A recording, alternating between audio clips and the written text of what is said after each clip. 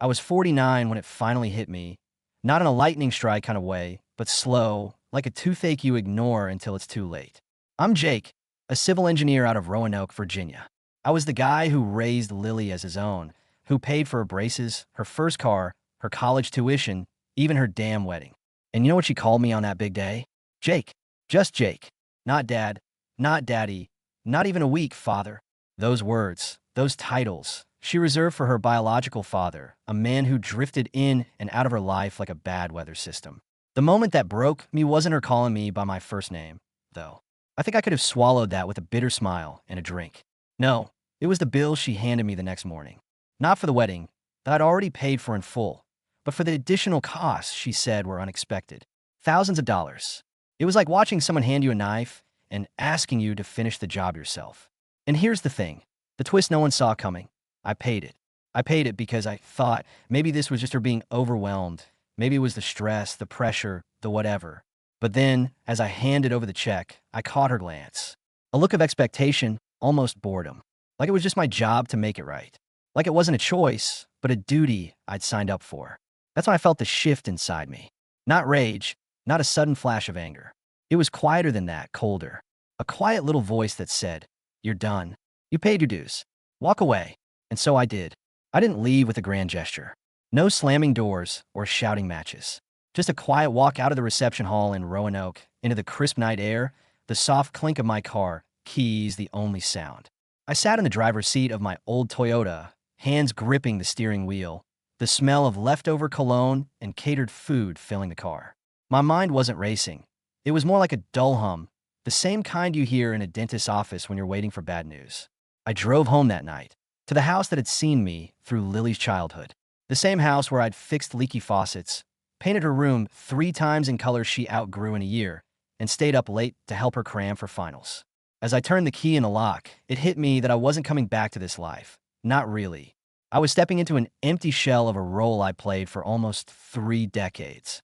The next morning, the phone buzzed. It was her. Not Lily, but her mother, my ex, the woman who left me when Lily was 7, but somehow managed to weave herself into every milestone since.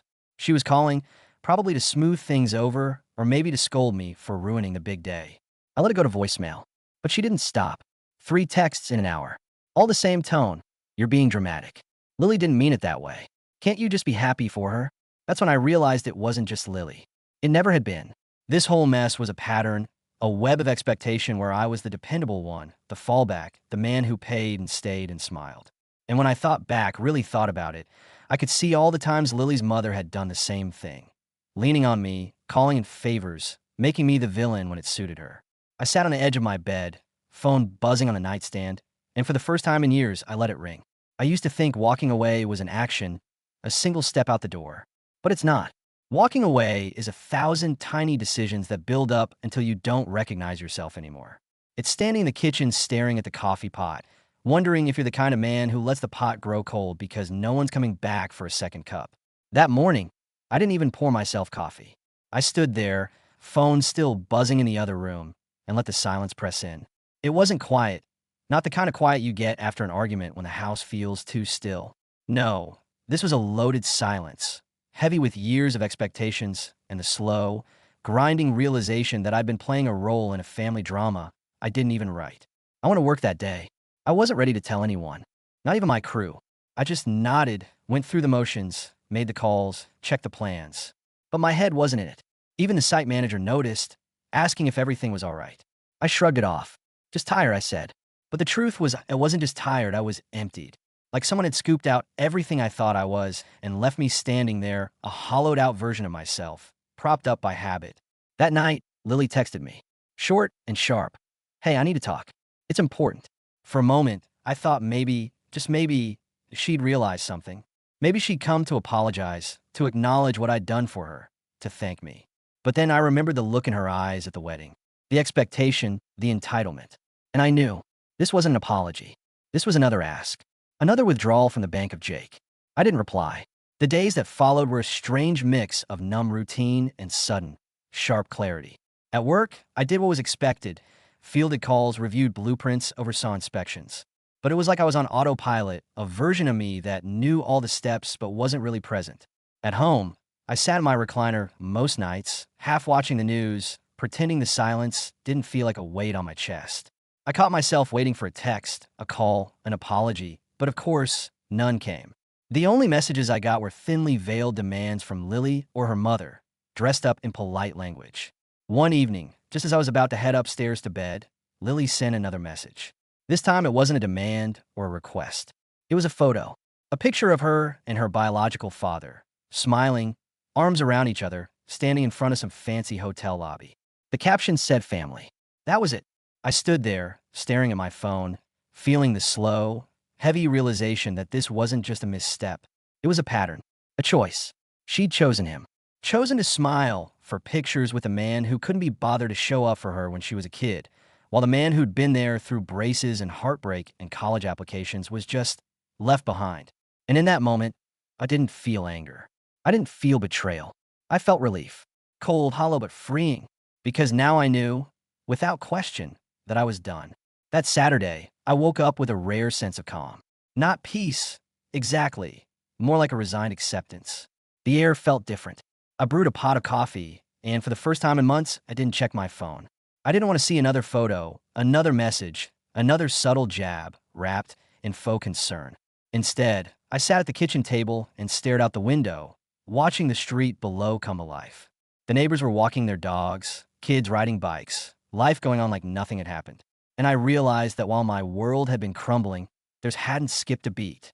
The world doesn't pause for heartbreak. It just keeps turning. Around noon, the doorbell rang. I knew before I opened it who it would be, Lily's mother. She stood there with that familiar, tight-lipped smile, holding a folder thick with paperwork. She said it was time to discuss the next steps, the costs of this or that. Her voice honeyed and clipped. I didn't invite her in. I stood in the doorway, leaning against the frame, listening to her talk about obligations, responsibilities, how I was still needed for one more thing. Always one more thing. And for the first time in years, I let her talk without interruption. I didn't argue, didn't offer solutions. I just stood there and let her words hang in the air, feeling them lose their weight with every sentence. When she finally stopped, expecting me to respond, I just gave her a small, tired smile and said, no, just that. No explanations, no apologies. Just no. I closed the door, slowly and quietly, and turned back into my house, leaving her standing on the porch with her folder of demands and her unspoken assumptions. That was the day I realized I wasn't walking away anymore. I was already gone. The days after that felt lighter. I wouldn't call it happiness, not exactly. It was more like the absence of the constant weight I'd been carrying for so long. I still woke up early, still brewed my coffee, but now the quiet in the house wasn't oppressive. It was mine. I started going for walks in the evenings, something I hadn't done in years. I'd walk past the familiar streets of Roanoke, noticing how the cracks in the sidewalks hadn't changed, how the old oak by the park still leaned slightly to the right like it always had. People would nod as they passed, and I'd nod back, the weight of their expectations no longer pressing into me. Then, a week later, the letter came. Official looking, with Lily's handwriting on the envelope. I knew it wasn't an apology, not in her neat, practiced cursive. It was an invoice, detailed, itemized for all the expenses from the wedding.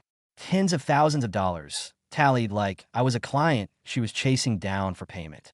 I sat at the kitchen table, holding the paper, the numbers blurring together. For a moment, I felt that familiar pull, the urge to just pay it, to smooth things over, to keep being the dependable one. But then I remembered that day at the doorway. The quiet no that had finally broken the cycle. I tore the letter in half, then in quarters, and dropped the pieces into the trash. And just like that, it was done. I should have known that tearing up the letter wouldn't be the end of it. The following week, I started getting calls from a number I didn't recognize out of Asheville, North Carolina. I let it go to voicemail the first few times, figuring it was some telemarketer, but then I realized the voice on the recording was Lily's. She didn't sound angry. If anything, she sounded annoyed. Like she couldn't believe I was ignoring her after everything she'd done, after all the chances I'd given her to apologize, to come back to me, to fix this. But she wasn't apologizing. No, she was pressing, nudging like a dog pawing at a locked door. The messages were all variations on a theme. I know you're upset, but this isn't fair. We need to work something out. I need you to be reasonable. You can't just walk away from me. I listened to them while sitting at the kitchen table, coffee growing cold in my hands. Each message felt like a tiny weight pressing on my chest, but not enough to crush me. Not anymore. Instead, it was almost funny in a bitter way. This girl, this woman I'd raised, the one I'd thought of as my own, was now trying to guilt me into continuing the pattern. She didn't even seem to realize that her words were proof of exactly why I couldn't go back. I didn't respond to her calls. I didn't text back. I didn't write a check. I just let it all sit there, unanswered. Then her mother started calling. This time, it wasn't polite. It was sharp, condescending. She accused me of abandoning my family, of shirking my responsibilities, of making Lily feel unloved. As if I hadn't been the one who'd loved her when no one else would.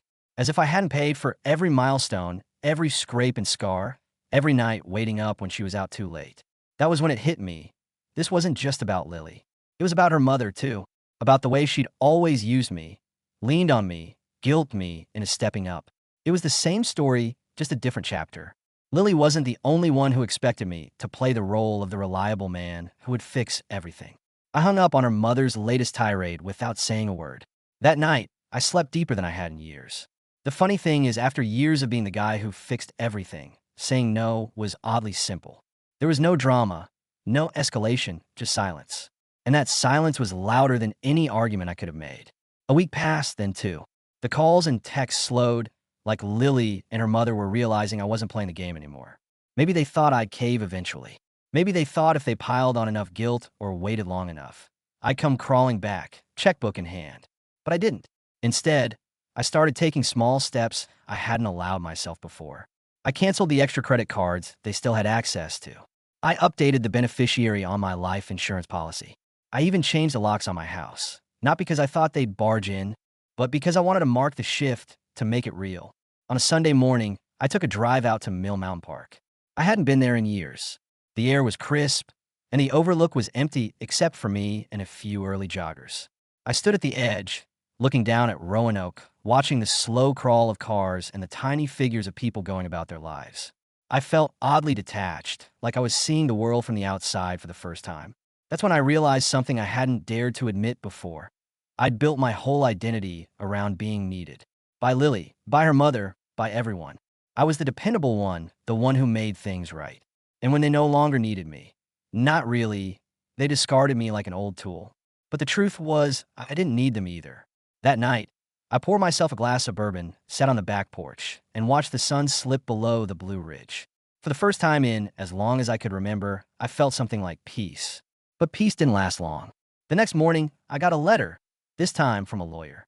Formal language, threats of legal action if I didn't pay Lily's expenses, accusations of financial abandonment. It was laughable, really.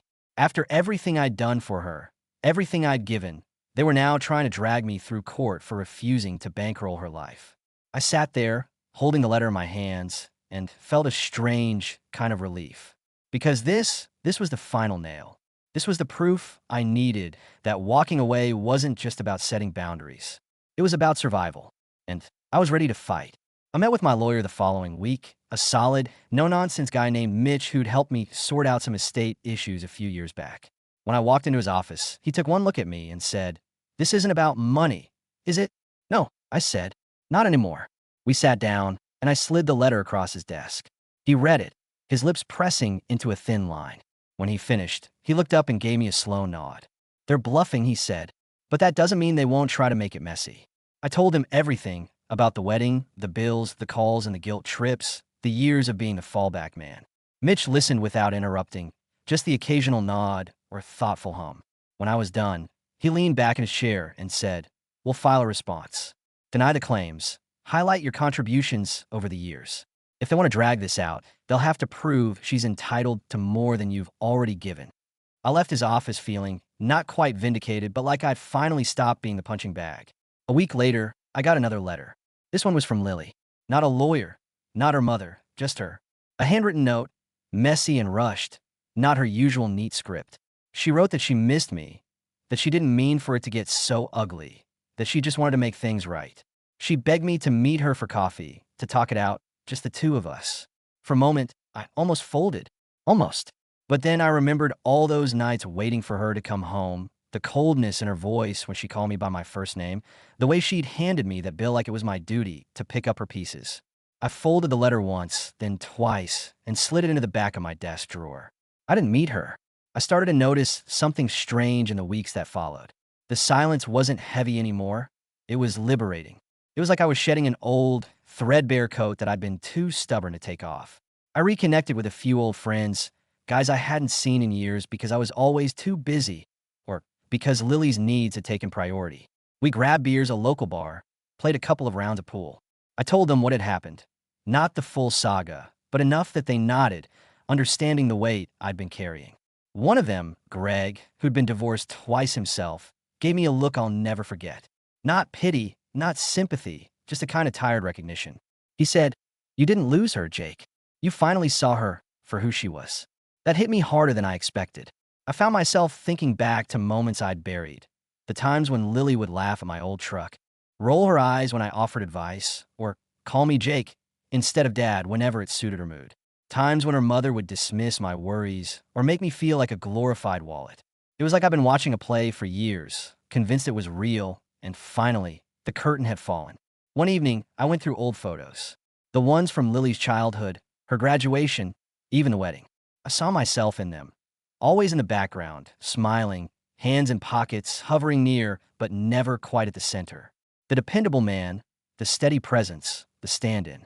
I closed the album and sat in the quiet of my living room, feeling a pang of regret, but also relief. I wasn't the villain in this story, but I wasn't a hero either. I was just a man who finally saw the truth and decided he was done. I poured myself a drink, raised the glass to no one in particular, and whispered, "To the ones who stay too long, and the strength it takes to finally leave." It's been 6 months now. The lawsuit never materialized. After Mitch filed the response and laid out every detail of what I'd contributed over the years, Lily's lawyer must have realized they had no case. Or maybe Lily herself finally understood that she couldn't guilt me into submission anymore. I haven't heard from her since.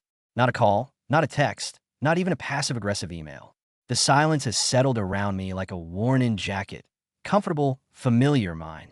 I moved out of the house where I'd raised her, packed up the photos, the old memories, the little keepsakes that didn't hold the same weight anymore. I bought a small place in a quieter part of Roanoke, closer to the mountains. Somewhere where the air feels cleaner, the mornings feel new, and no one calls me Jake when they mean ATM. Some nights, when the sun dips low and the world turns that quiet shade of gold, I sit on my porch and think about her, about how much I gave and how little she seemed to see it. But I don't regret loving her. I don't regret raising her, paying for her braces, her first car, her college, her wedding. What I regret is not realizing sooner that love doesn't mean servitude. That being there for someone doesn't mean they owe you the same in return, but it also doesn't mean you have to accept being treated like a convenience. I'm 49, and for the first time in my life, I feel like I'm standing in my own skin. No holis, no scriptis, no guilt. Just a man who finally learned the difference between love and obligation. And maybe that's enough.